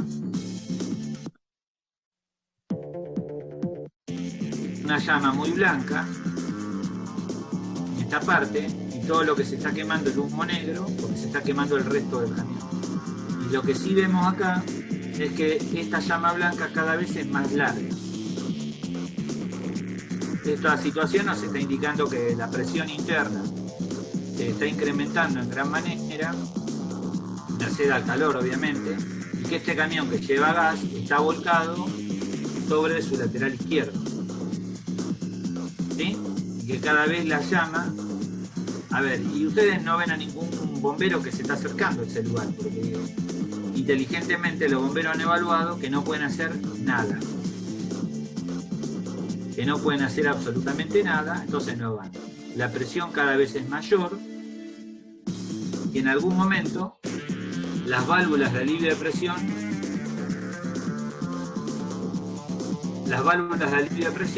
no van a dar más.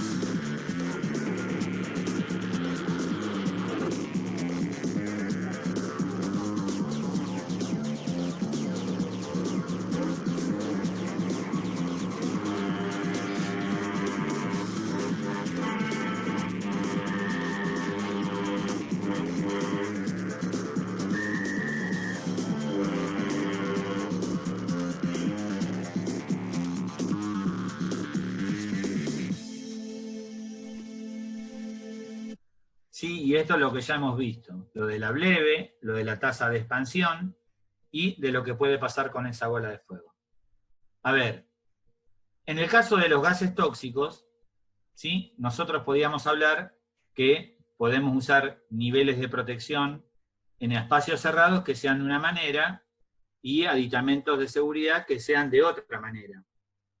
O sea, en el caso de los recipientes con cloro, podemos actuar con los kits para obturación de emergencia, en los recipientes de 1 tonelada, en los tubos de 68 kilos o en los camiones de 22, utilizando los kits de emergencia.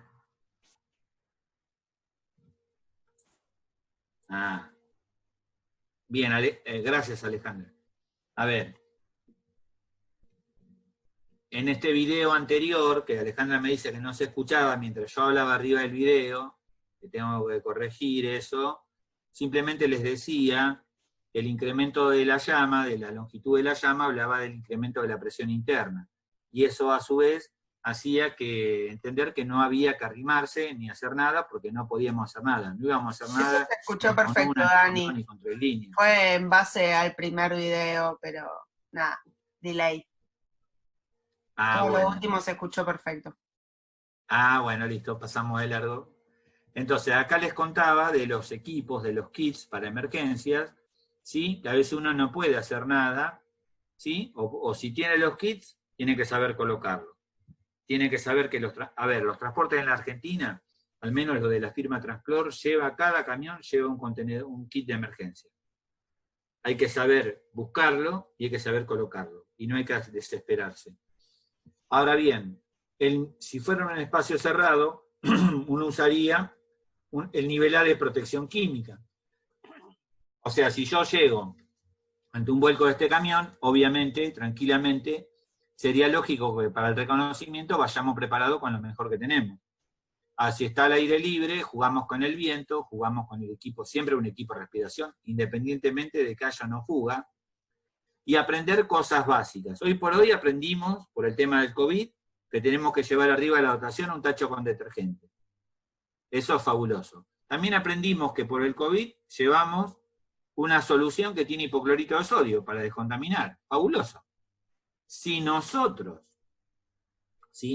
salimos a una fuga de cloro, una de las maneras de reconocer la existencia de una fuga es acercando, por ejemplo, un poquito de amoníaco. Entonces va a formar una nube blanca de vapores blancos de cloruro de amonio.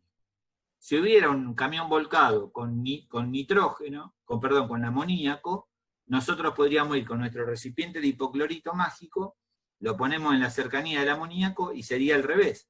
Vapores blancos de cloruro de amonio, por la fuga del amoníaco. El amoníaco aporta el amonio, ¿sí? Y nosotros con el hipoclorito lo detectamos. Bien, pero ahora si esto está en fuego, y el fuego crece, la cosa cambia, y que lo único que hay que hacer y es un gas muy tóxico, y son materiales peligrosos. Entonces, ¿qué es lo único que hay que hacer? Parar bien la dotación, armar bien una línea larga, ¿sí? Y atacarlo con todo, ¿para qué? Para achicar el riesgo de que se nos fundan las válvulas de alivio de presión. Es fabuloso, solamente porque el conocimiento nos da la seguridad de que lo estamos haciendo bien. ¿Sí? Bien. Una de las cuestiones importantes, a ver, son 2 minutos más o 5 minutos más para terminar estos conceptos. Algo que de seguridad, cuando uno transporta, cuando hace transferencia, siempre de líquidos, de productos que sean inflamables o combustibles, una de las condiciones de seguridad básica es la de poner a tierra todo el sistema de transferencia, yendo desde el lugar que acumula la carga eléctrica hasta la tierra. O sea, siempre el circuito va a ser de la mayor concentración a la menor concentración, al lugar en donde voy a descargar. Y ese lugar va a ser en un lugar alejado de donde haya vapores que sean inflamables. ¿Sí? Uno puede hacer varias cosas en este tema. Si tiene un telurímetro, puede medir la tierra, la calidad de la tierra. La calidad de la tierra puede variar de acuerdo al tipo de composición del suelo. No es lo mismo un suelo en Santiago del Estero, en una provincia muy seca, en La Pampa, o en una provincia muy húmeda, la conductividad eléctrica va a ser diferente. Entonces, ¿uno qué aprende? Aprende a mejorar la calidad de la tierra. Y uno puede mejorar la calidad de la tierra mojándola con agua, tirándole sal. ¿Para qué? Para que las sales conduzcan la energía eléctrica. En ese lugar clavamos la jabalina o el elemento metálico que vamos a utilizar como descargador. En esto podemos usar diferentes tipos de equipos.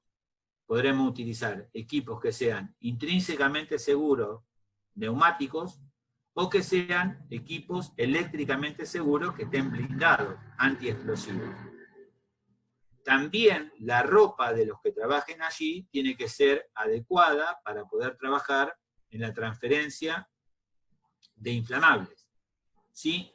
Datos que son muy comunes.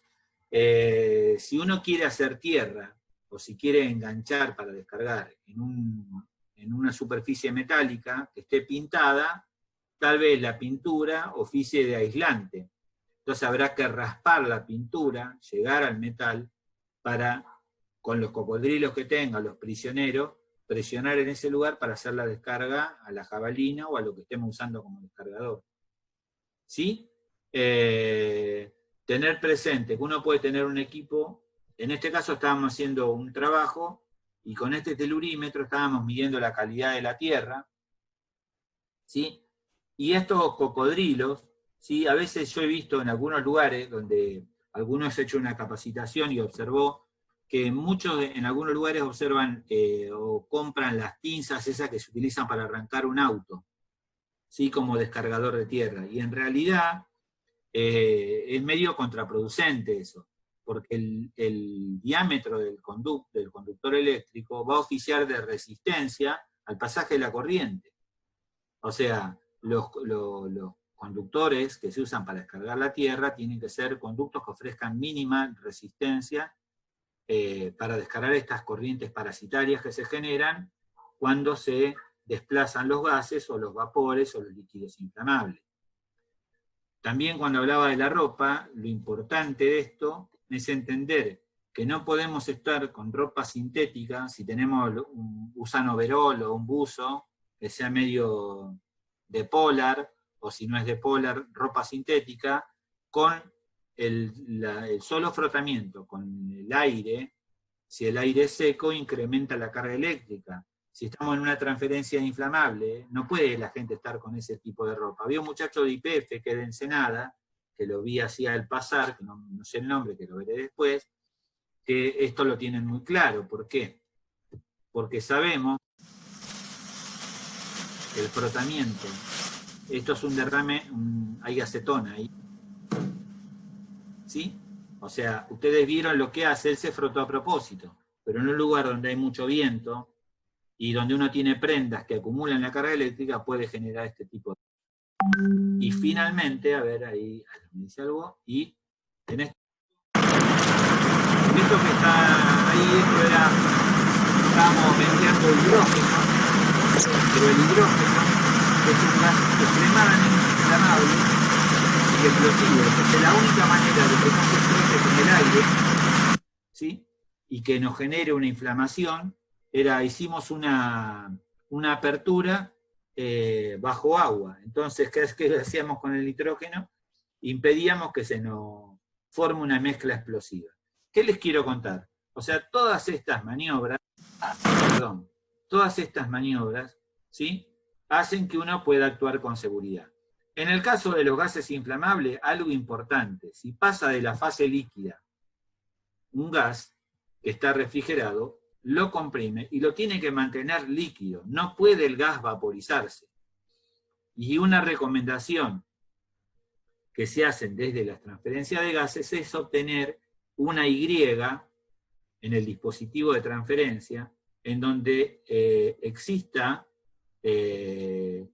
la posibilidad de tener un venteo armado, cosa de que si en algún momento llegara a fallar la transferencia, ¿sí?, todo el gas fuera direccionado al venteo, al mechero, para que se queme el gas y no quede gas inflamable dando vueltas en donde está el proceso de la transferencia. ¿Sí? Es una medida de seguridad. El chico de YPF, que estaba por allí, él sabe que en todas las plantas petroquímicas y en las plantas de refinación de combustibles, se exigen estos dispositivos de seguridad, estos fosforitos de seguridad, tantos tipos de venteos encendidos, como una medida de seguridad ante una liberación de gas por ese lado. ¿Sí? Y con eso poder hacer una quema controlada, ¿sí?, de acuerdo al lugar donde estemos. Son 8:10. A ver, analista, a ver, podías llegar ahí. Tienen 2 segundos, a ver, ¿están 2 segundos más? Termino con lo de los gases. ¿Están bien? César, ¿estás aburrido? A ver, yo empecé a las 2, hace 2 horas que están acá fumándome. A ver, espero que sea entretenido. Esto es solamente lo que vamos a ver ahora es un hecho real. Muy bien. De qué fue lo que pasó. Che, ¿lo tengo al de Ensenada? Al que estaba con la ropa de YPF, se me fue. Bueno, había uno que estaba con ropa de YPF. Ah, acá está. Luis, apretá la barra espaciadora si estás con una computadora y habilitás el micrófono. Luis, ¿cómo anda? Che, Luis, ¿funciona así este tema de tener habilitados los venteos encendidos?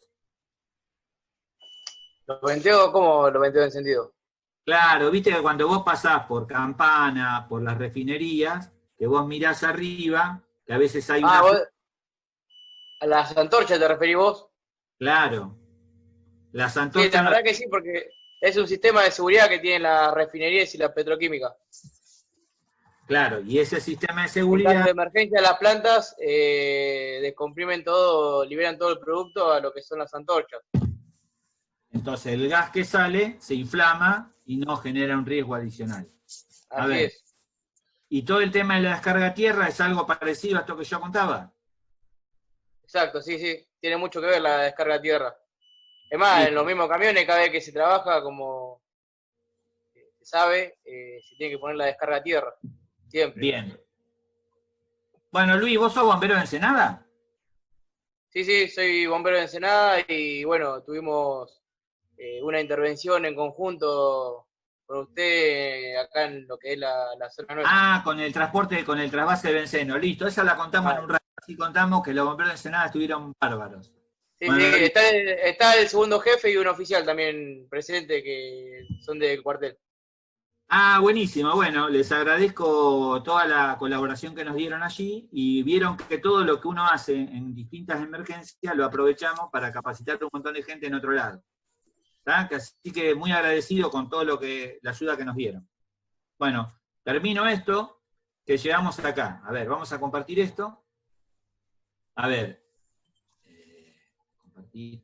Bueno, entonces, una cuestión que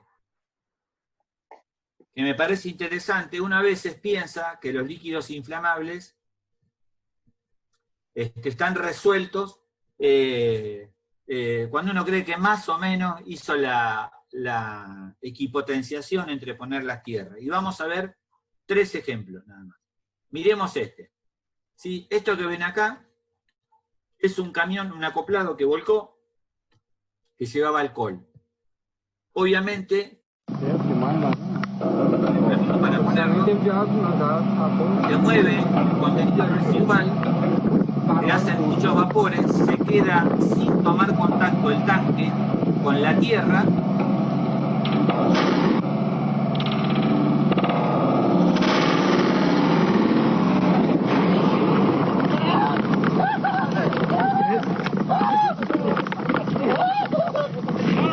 Eu falei que isso é perigoso.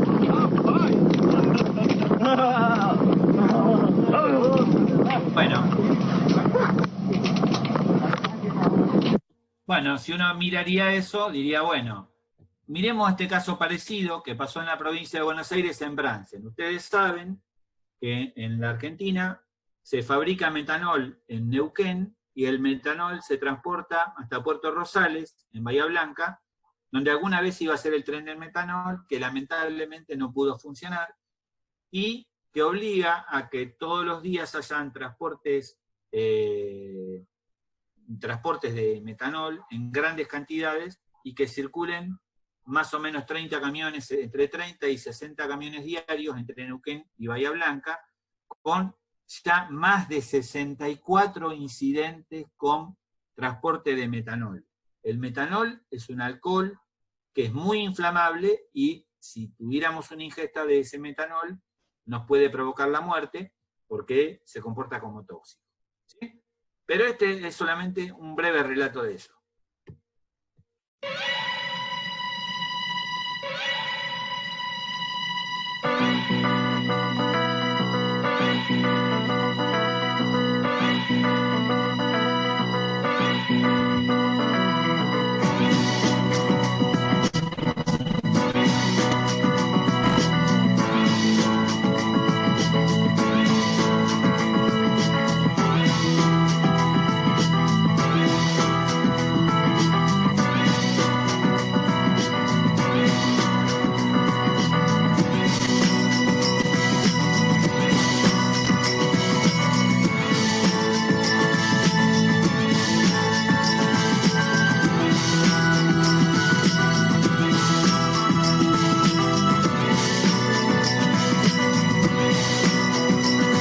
Todos sabemos que sobre los líquidos inflamables lo más conveniente es la espuma. Ahora, cuando miramos para adentro, pero nos preguntamos, ¿y cuántos litros de concentrado emulsor tenemos nosotros en nuestro cuartel? Bien, después de que ya nos preguntamos esto, vemos que a veces no tenemos lo que querríamos tener o nos haría falta. ¿Sí? Y entonces, ¿qué pasó? En este momento los bomberos lo que tenían era agua. Sabían que podían refrigerar hasta que llegaron de la empresa y les facilitaron el concentrado emulsor. Entonces,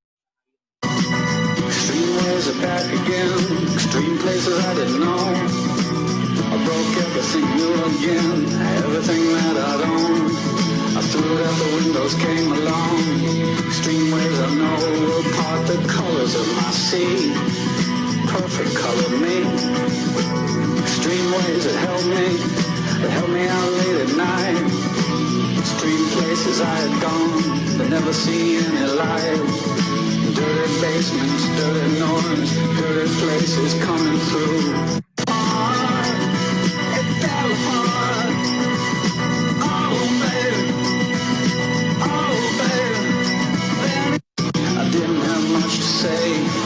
I open up to anything.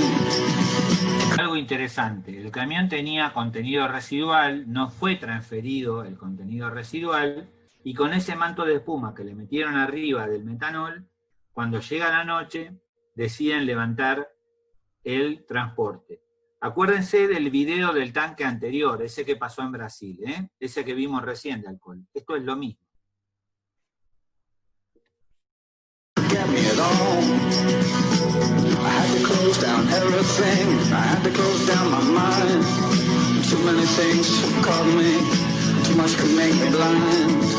I've seen so much in so many places, so many heartaches, so many faces, so many dirty things you couldn't even believe I would stand in line for this.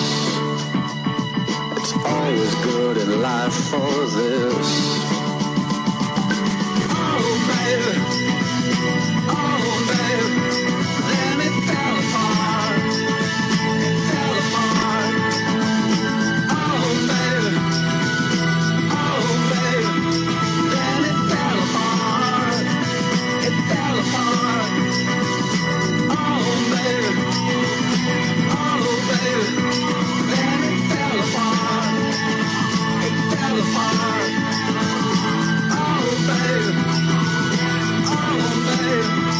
like it always does. Always does.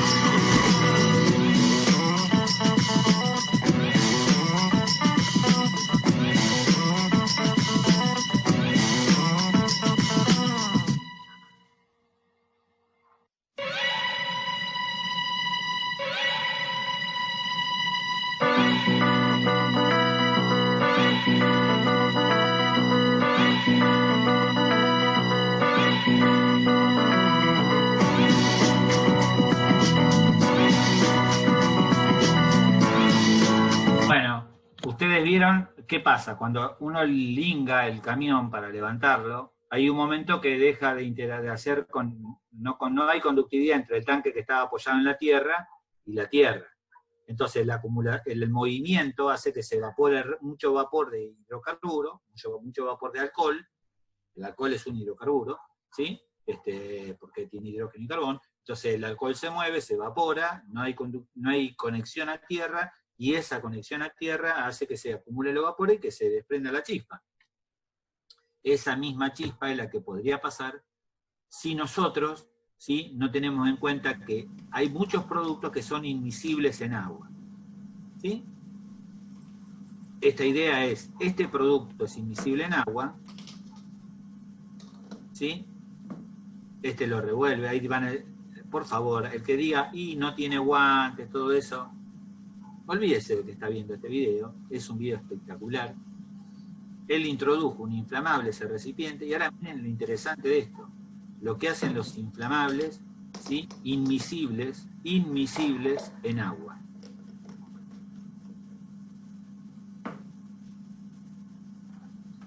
O sea, inmiscibles significa que no se mezclan con el agua, ¿no?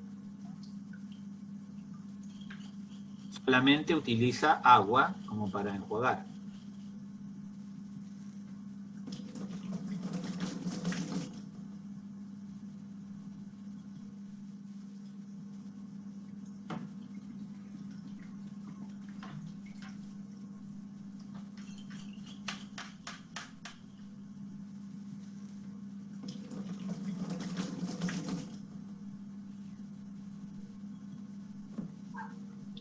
Podríamos hacer más rápido, bueno, ya bien.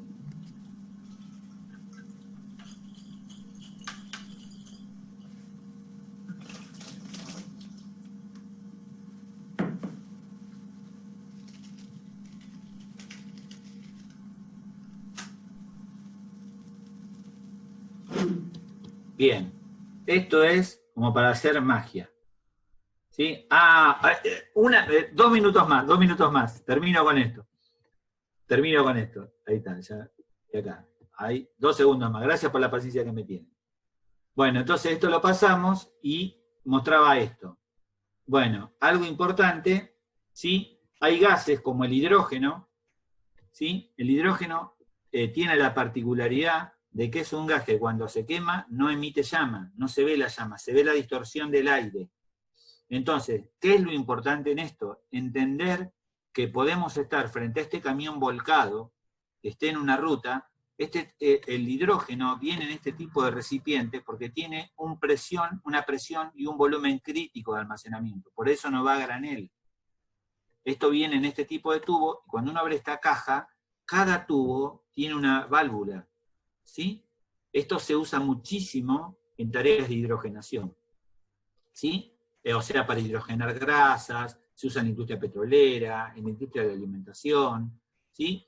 Y también pueden ir en tubos, en baterías, ¿sí? Para la industria farmoquímica, en donde tienen el agravante del hidrógeno, es que si el hidrógeno sale y se frota con el oxígeno del aire ambiental, hace una explosión de volumen, es impresionante. O sea, me tocó estar en alguna explosión de hidrógeno, en un lugar, en el Parque Industrial de Pilar, y les puedo asegurar que es ese desastre, el hidrógeno, ¿sí? Y algo que les quería comentar, decime que no lo puse acá, era este incidente que le pasó a los bomberos voluntarios de Loma de Zamora, que lo puse ahí, y con esto termino esta charla de hoy. Este es un frasco Dewar, ¿se acuerdan? El nitrógeno líquido, el oxígeno líquido. Bueno, ven que acá estalló la camisa. Si ustedes miran acá en el piso, acá hay un polvo blanco. Ese polvo blanco es la perlita que actúa de aislante entre la cobertura exterior y el tanque interno, que almacena nitrógeno líquido, un gas refrigerado a muy baja temperatura. Este tanque, esta cobertura, tiene un dispositivo de alivio de presión en la parte trasera, que fue casualmente, como aparentemente había alguna vez accionado, le habían puesto un bulón, lo enroscaron. Y esto fue lo que les tocó a los bomberos de Loma de Zamora. Nitrógeno en el predio de una fábrica que fracciona gases, y todo el barrio quedó cubierto por un extraño polvo blanco. Estaba en la pieza con los chicos que duermen ahí en esa ventana y se escuchó una explosión, se movieron las paredes y automáticamente salí, miré y vi que una nube blanca venía de la fábrica. Hay una explosión tremenda. Yo creía que habían puesto una bomba, la verdad que me asusté muchísimo. ¿Tuvo miedo? ¿Y qué te parece? ¿Salió de su casa? ¿Qué hizo? Enseguida afuera, pero ese polvillo blanco, entré adentro de vuelta. La casa se movió toda. Yo digo, ahí me tiran al rancho abajo, hija. El chofer, inconsciente y con múltiples heridas, fue retirado del lugar en ambulancia, mientras varias dotaciones de bomberos lograban enfriar la zona.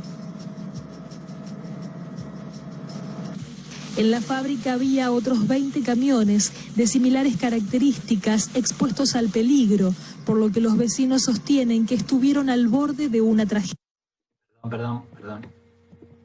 Metí el dedo. Solamente una partecita del video que quiero resaltar.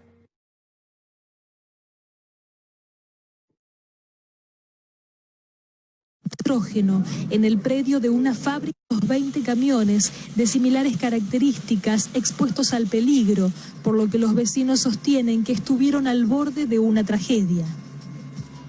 Pequeñas explosiones ha habido siempre. Esto de que finalmente termine con una nube blanca llegando a todas las casas, es la primera vez que pasa. Hubo escapes, hubo corridas, polvo blanco, que no sé qué están esperando, que nos maten, que nos muéramos todos, porque esto ya se revisó, es en los primeros momentos de que se produjo el estallido de la camisa. O sea, había una fuga del recipiente interno, se evaporó entre la camisa y el recipiente interno, se expandió, y como no tenía por dónde salir, el bulón era muy fuerte, estalló la chapa. Pero ¿qué pasó? El chofer quedó inconsciente en la cabina. Y qué bueno los bomberos de Loma de Zamora, que lo que hicieron fue ir a buscar al chofer usando un equipo de respiración. Si ahí uno se aproxima y no usa un equipo de respiración autónomo, se muere en el camino. Y sacarlo lo más rápido. Dice que si esto revienta, son 8 manzanas alrededor, hay 2 estaciones de servicio, no podemos vivir así. Bien. Bueno. A ver. Bueno, con esto termino el capítulo de los gases.